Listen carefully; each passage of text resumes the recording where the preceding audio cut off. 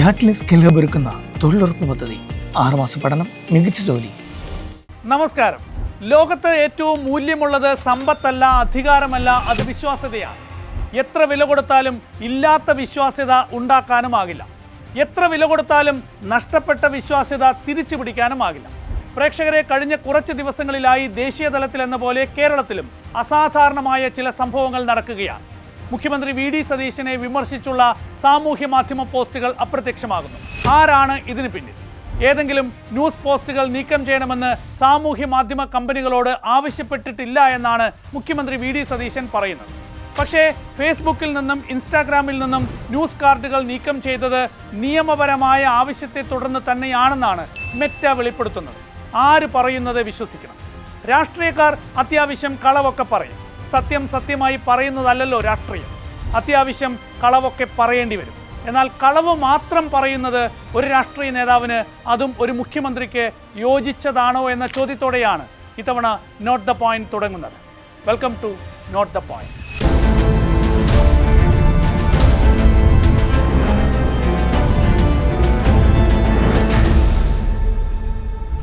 മുഹമ്മദ് ഹുസൈനെ അബ്ദുൽ സലാമിനെ എനിക്ക് നേരിട്ട് അറിയാം. അതിൽ മുഹമ്മദ് ഹുസൈൻ അവിടുത്തെ യൂത്ത് കോൺഗ്രസ് പ്രവർത്തകനായിരുന്നു. ഞാൻ ആദ്യമായിട്ട് അദ്ദേഹത്തിനെ ഫോണിൽ വിളിക്കുന്നത് നവകേരള സദസ്സുമായിട്ട് അദ്ദേഹത്തിന് പെരുമ്പാവൂരിൽ കുറുപ്പുംപടി MGM സ്കൂളിൻ്റെ മുമ്പിൽ വെച്ച് ക്രൂരമായ ലാത്തിച്ചാർജിൽ പരിക്കേറ്റ് അദ്ദേഹം കിടക്കുന്ന സമയത്താണ്. ഞാനന്ന് പരിക്കേറ്റ ആ നവകേരള സദസ്സ് നടക്കുമ്പോൾ എല്ലാ സ്ഥലത്തും ലാത്തിച്ചാർജും ആണ്. അപ്പോൾ ഇദ്ദേഹത്തെ ഫോണിൽ വിളിച്ചു. അങ്ങനെയാണ് ആദ്യമായിട്ട് ഫോണിൽ വിളിക്കുന്നത്.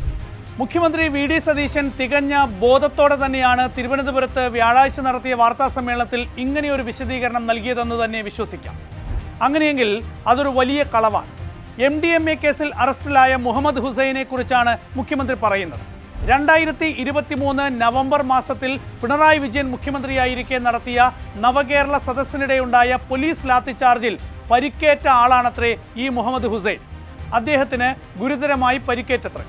അറിയാമല്ലോ, വി ഡി സതീശൻ അന്ന് പ്രതിപക്ഷ നേതാവാണ്. പോലീസ് ലാത്തിച്ചാർജിൽ ഗുരുതരമായി പരിക്കേറ്റ മുഹമ്മദ് ഹുസൈനെ ഫോണിൽ വിളിച്ച് ആശ്വസിപ്പിച്ചു. അന്നാണ് ആദ്യമായി മുഹമ്മദ് ഹുസൈനെ കുറിച്ച് അറിയുന്നത്. പിന്നീട് 1-2 തവണ കണ്ടിട്ടുണ്ട്. മുഹമ്മദ് ഹുസൈൻ്റെ ക്ഷണം സ്വീകരിച്ച് അദ്ദേഹത്തിൻ്റെ വീട്ടിലേക്ക് പോയി. 1-2 തവണ പിന്നെയും കണ്ടു. ഇതാണ് മുഖ്യമന്ത്രി പറഞ്ഞത്. ഇനി നമുക്ക് ഈ മുഹമ്മദ് ഹുസൈൻ്റെ ഫേസ്ബുക്ക് പേജിലേക്ക് പോകാം. ഹുസൈൻ മുസാഫിർ എന്നാണ് മുഹമ്മദ് ഹുസൈൻ ഫേസ്ബുക്കിൽ പേര് നൽകിയിരിക്കുന്നത്.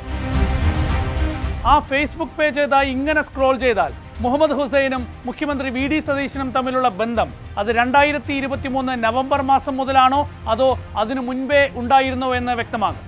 ഇത് 2021 സെപ്റ്റംബർ 4 മുഹമ്മദ് ഹുസൈൻ ഇട്ട പോസ്റ്റാണ്. സാക്ഷാൽ വി ഡി സതീശനും മുഹമ്മദ് ഹുസൈനും ഈ ചിത്രത്തിലുണ്ട്. ഇനി മറ്റൊരു പോസ്റ്റ് നോക്കാം. ഇത് 2022 ഡിസംബർ 22 വന്ന പോസ്റ്റാണ്. അതിലും വി ഡി സതീശനൊപ്പം MDMA കേസിൽ പിടിയിലായ മുഹമ്മദ് ഹുസൈനെ കാണാം. ഇത് 2023 ഒക്ടോബർ 30 ഇട്ട പോസ്റ്റ്. അതും ഈ പറഞ്ഞ നവകേരള സദസ്സിന് മുൻപുള്ള ചിത്രമാണ്. ഇനി കൂടുതലൊന്നും പറയേണ്ടല്ലോ. മുഖ്യമന്ത്രി വി ഡി സതീശൻ പറഞ്ഞത് പച്ചക്കള്ളമാണെന്ന് തെളിയിക്കാൻ. അത് എൻ്റെ സോഷ്യൽ മീഡിയ ടീമിലൊന്നുമില്ല. എനിക്ക് പ്രതിപക്ഷ നേതാവായിരിക്കുമ്പോഴും സോഷ്യൽ മീഡിയ ടീമില്ല, ഇപ്പോഴും സോഷ്യൽ മീഡിയ ടീമില്ല. ഞാനൊരു കോർഡിനേറ്ററെ ഒന്നും ഒരു സ്ഥലത്തും വെച്ചിട്ടില്ല. അപ്പോൾ ഓരോരുത്തർ ഓരോ ഇതിൻ്റെ അംഗമായിട്ട് ചേരുന്നതിന് ഇപ്പം നമുക്ക് എന്ത് ചെയ്യാൻ പറ്റും? പ്രേക്ഷകരെ, ഇവിടെ മുഖ്യമന്ത്രി വി ഡി സതീശൻ അവകാശപ്പെടുന്നത് തനിക്ക് സോഷ്യൽ മീഡിയ ടീം ഇല്ല എന്നാണ്. അതിപ്പോൾ മുഖ്യമന്ത്രിയായിരിക്കേയുമില്ല, നേരത്തെ പ്രതിപക്ഷ നേതാവായിരിക്കേയുമില്ല. ഇതാ മുഹമ്മദ് ഹുസൈൻ്റെ തന്നെ മറ്റൊരു പോസ്റ്റ് നോക്കും. 2026 മാർച്ച് 29 അതേ മുഹമ്മദ് ഹുസൈൻ വൃത്തിയായി അവിടെ എഴുതി വെച്ചിട്ടുണ്ട്: രാഷ്ട്രീയ നയങ്ങളിൽ കൃത്യമായ നിലപാടും വ്യക്തമായ വീക്ഷണവുമുള്ള കേരളത്തിൻ്റെ പ്രതിപക്ഷ നേതാവിൻ്റെ സോഷ്യൽ മീഡിയ ടീമിൽ കഴിഞ്ഞ 5 വർഷക്കാലം പ്രവർത്തിക്കാൻ കഴിഞ്ഞതിൽ ഏറെ അഭിമാനം തോന്നുന്നു. അതായത് കഴിഞ്ഞ 5 വർഷക്കാലമായി വി ഡി സതീശൻ്റെ സോഷ്യൽ മീഡിയ ടീമിൽ സജീവമായി പ്രവർത്തിക്കുന്ന ആളാണ് താനെന്ന് 2026 മാർച്ച് 29 മുഹമ്മദ് ഹുസൈൻ പറയുന്നു. ഇനി മുഹമ്മദ് ഹുസൈൻ കളവ് പറഞ്ഞതാണോ എന്ന് പരിശോധിച്ചാലോ? അദ്ദേഹത്തിൻ്റെ സോഷ്യൽ മീഡിയ പേജിൽ നോക്കിയാൽ വി ഡി സതീശനുള്ള പ്രൊമോഷൻ പോസ്റ്റുകളേ ഉള്ളൂ. ഇതേ വീഡിയോകളും ചിത്രങ്ങളും വി ഡി സതീശൻ പ്രതിപക്ഷ നേതാവ് എന്ന പ്രചരണ പേജുകളിലും കാണാം. ഇതോടെ സോഷ്യൽ മീഡിയ ടീം ഇല്ല എന്ന കള്ളവും പൊളിഞ്ഞു. വി ഡി സതീശൻ്റെ സോഷ്യൽ മീഡിയ ടീമിൽ കഴിഞ്ഞ 5 വർഷമായി പ്രവർത്തിക്കുന്നുവെന്ന് അവകാശപ്പെട്ട് MDMA കേസ് പ്രതി മുഹമ്മദ് ഹുസൈൻ 2026 മാർച്ച് 29 ഈ ഫേസ്ബുക്ക് പോസ്റ്റ് ഇട്ടത്. ആ തീയതിയിൽ നിന്ന് 5 വർഷം പുറകോട്ട് പോയി 2021 പേജ് സ്റ്റാറ്റസ് നോക്കിയാലും ഇതുപോലുള്ള നിരവധി ചിത്രങ്ങൾ കാണാം. അപ്പോൾ VD സതീശന് സോഷ്യൽ മീഡിയ ടീം ഉണ്ടായിരുന്നെന്നും അതിനായി മുഹമ്മദ് ഹുസൈൻ ഉൾപ്പെടെയുള്ളവർ പ്രവർത്തിച്ചിരുന്നു എന്നതിനും തെളിവായി. മെറ്റ എന്ന് പറയുന്നത് ഭയങ്കര സംഭവം. ഞാനൊരു ഭയങ്കര സംഭവം എന്ന് എനിക്ക് തോന്നുന്നത് വാർത്തയൊക്കെ വായിച്ചിട്ട് ഞാൻ എഴുതി കൊടുക്കുന്ന സാധനങ്ങളൊക്കെ മെറ്റ റിലീസ് ഓർഡറെ ക്യാൻസൽ ചെയ്യാന്ന് പറഞ്ഞാൽ ഞാൻ ആകെ മെറ്റയ്ക്ക് കൊടുത്തിരിക്കുന്നത് നമ്മൾ ഇത് വന്ന ഉടനെ തന്നെ CMO കേരളം എന്ന ഔദ്യോഗിക ഇൻസ്റ്റാഗ്രാം പേജിൽ ലഭ്യമാക്കി തന്നെ നേരത്തെ ഉണ്ടായിരുന്നത് ലഭ്യമാക്കി തന്നെ എന്ന് പറഞ്ഞ റിക്വസ്റ്റ് കൊടുത്തിട്ടുണ്ട് എൻ്റെ ഓഫീസിൽ നിന്ന്. 2 മാസമായിട്ട് ഇത് ശരിയാക്കി തന്നിട്ടില്ല ഇതുവരെ.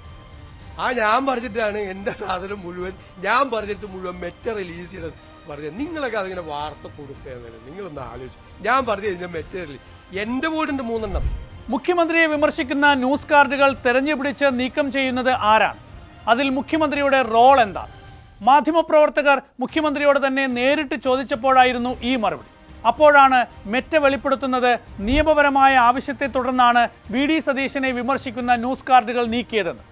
ആരാണ് നിയമപരമായ ആ ആവശ്യം ഉന്നയിച്ചത്? ഒന്നുകിൽ കോടതി ആവശ്യപ്പെടണം, അതല്ലെങ്കിൽ പോലീസ് ഉൾപ്പെടുന്ന അന്വേഷണ ഏജൻസി ആവശ്യപ്പെടണം. അങ്ങനെ ആവശ്യപ്പെട്ടാൽ 3 മണിക്കൂറിനകം ആ പോസ്റ്റുകൾ നീക്കം ചെയ്യണം. അതാണ് നിയമം. ഇവിടെ മുഖ്യമന്ത്രിയുടെ ഓഫീസിൽ നിന്ന് അങ്ങനെ ഒരു ആവശ്യം പോലീസ് വഴിയോ മറ്റേതെങ്കിലും സംവിധാനം വഴിയോ മെറ്റയിലേക്ക് പോയിട്ടില്ലെന്നാണ് VD സതീശൻ പറയുന്നത്. മുകളിൽ പറഞ്ഞ 2 കള്ളങ്ങളുടെ പശ്ചാത്തലത്തിൽ ഇവിടെ മുഖ്യമന്ത്രി പറഞ്ഞത് സത്യമെന്ന് എങ്ങനെ വിശ്വസിക്കും? കാരണം വിശ്വസിക്കാതിരിക്കാൻ ഇവിടെ ഒരുപാട് കാരണങ്ങളുണ്ട്. സർക്കാർ തലത്തിൽ നിന്നുള്ള നിയമപരമായ ആവശ്യം ഉണ്ടായതിനെ തുടർന്നാണ് മുഖ്യമന്ത്രി VD സതീശനെ വിമർശിക്കുന്ന പോസ്റ്റുകൾ നീക്കിയതെന്ന് മെറ്റ പറയുന്നുണ്ട്. പക്ഷേ അത് ഏത് സർക്കാർ എന്ന് വെളിപ്പെടുത്തുന്നില്ല. മുഖ്യമന്ത്രി VD സതീശനെ വിമർശിക്കുന്ന സാമൂഹ്യ മാധ്യമ പോസ്റ്റുകൾ നീക്കം ചെയ്യണമെന്ന് നരേന്ദ്രമോദി സർക്കാർ മെറ്റയോട് ആവശ്യപ്പെടുമോ എന്നറിയില്ല. ഇവിടെ ചില നീക്കങ്ങൾ സർക്കാർ തലത്തിൽ നിന്ന് നടന്നിട്ടുണ്ട് എന്ന സംശയം ബലപ്പെടുന്നത് രത്തൻ ഖേൽക്കർ മുഖ്യമന്ത്രിയുടെ സെക്രട്ടറിയാണ് എന്നതുകൂടിയാണ്. രത്തൻ ഖേൽക്കർ മുൻ സർക്കാരിൻ്റെ കാലത്ത് IT സെക്രട്ടറി കൂടിയായിരുന്നു. മുഖ്യമന്ത്രി VD സതീശൻ്റെ ഓരോ വാർത്താ സമ്മേളനങ്ങളും പരിശോധിച്ചാൽ വ്യക്തമാകുന്ന ചില കാര്യങ്ങളുണ്ട്. ഒന്ന്, അദ്ദേഹം പറയുന്നത് പലതും വസ്തുതാവിരുദ്ധമാണ്. ഒന്നുകൂടി വ്യക്തമായി പറഞ്ഞാൽ കളവാണ്. VD സതീശൻ കേരളത്തിൻ്റെ മുഖ്യമന്ത്രിയാണെന്ന് ഓർക്കണം. പ്രതിപക്ഷ നേതാവ് എന്നതിൽ നിന്ന് മുഖ്യമന്ത്രി എന്ന സ്ഥാനത്തേക്ക് മാനസികമായി VD സതീശൻ മാറേണ്ടിയിരിക്കുന്നു. കഴിഞ്ഞ ലോക്സഭാ തെരഞ്ഞെടുപ്പ് കാലമാണ് ഓർമ്മ വരുന്നത്. അന്ന് പ്രധാനമന്ത്രി നരേന്ദ്രമോദി പറഞ്ഞത് ഓർമ്മയില്ലേ? ഇന്ത്യ സഖ്യം അധികാരത്തിൽ വന്നാൽ രാജ്യത്ത് സ്ത്രീകളുടെ മംഗല്യസൂത്രം അവർ മോഷ്ടിക്കും. രാജ്യത്തെ സ്ത്രീകളുടെ സ്വർണം കോൺഗ്രസ് കൊള്ളയടിക്കാൻ പോകുന്നു. സ്ത്രീകളുടെ സ്വർണം കൊള്ളയടിച്ച് മറ്റുള്ളവർക്ക് വിതരണം ചെയ്യുക എന്ന അർബൻ നക്സൽ മുദ്രാവാക്യമാണ് ഇന്ത്യ സഖ്യവും കോൺഗ്രസും ഉയർത്തുന്നത്. ഇങ്ങനെയൊക്കെ കോൺഗ്രസിനെതിരെ മോദി പറഞ്ഞത് ഓർമ്മയില്ലേ? രാജസ്ഥാനിലെ അജ്മീറിലും ഉത്തർപ്രദേശിലെ അലിഗഡിലും നടത്തിയ റാലികളിലാണ് മോദി ഇതുപോലുള്ള ആരോപണങ്ങൾ ഉയർത്തിയത്. അന്ന് അജ്മീറിലെ മോദിയുടെ റാലി നടന്ന മൈതാനത്ത് ഞാനും ഉണ്ടായിരുന്നു. സാധാരണ മോദിയുടെ റാലികളിൽ കണ്ടിട്ടുള്ള ആവേശം അവിടെ ഉണ്ടായിരുന്നില്ല എന്നത് അന്നത്തെ വലിയ കൗതുകമായിരുന്നു. രാജസ്ഥാനിൽ 2024 BJPക്ക് നഷ്ടമായത് 11 സീറ്റായിരുന്നു. പക്ഷേ തെരഞ്ഞെടുപ്പ് ഗ്രൗണ്ടിൽ വസ്തുതാവിരുദ്ധമായ കാര്യങ്ങൾ പറയുന്നതൊക്കെ പലതവണ കേട്ടിട്ടുണ്ട്. പക്ഷേ അതുപോലെയല്ല ഒരു മുഖ്യമന്ത്രി ഔദ്യോഗികമായി നടത്തുന്ന വാർത്താ സമ്മേളനത്തിൽ പറയുന്ന പ്രസ്താവനകൾ. നരേന്ദ്രമോദിയുടെ നേതൃത്വത്തിൽ 2014 BJP അധികാരത്തിൽ വന്ന ശേഷം ഇന്ത്യയിൽ മാധ്യമങ്ങൾക്ക് സംഭവിച്ച മാറ്റം നമുക്കറിയാവുന്നതാണ്. സർക്കാരിനെ വിമർശിക്കുന്നതിന് പകരം മോദി സർക്കാരിൻ്റെ വാഴ്ത്തുപാട്ടുകാരായി പരമാവധി മാധ്യമങ്ങൾ മാറി. അതിന് തയ്യാറാകാതിരുന്ന മാധ്യമങ്ങളെ പിൻവാതിലിലൂടെ പിടിച്ചെടുത്തു. അപ്പോഴാണ് പുതിയൊരു ഭീഷണി ദേശീയതലത്തിൽ ഉണ്ടായത്.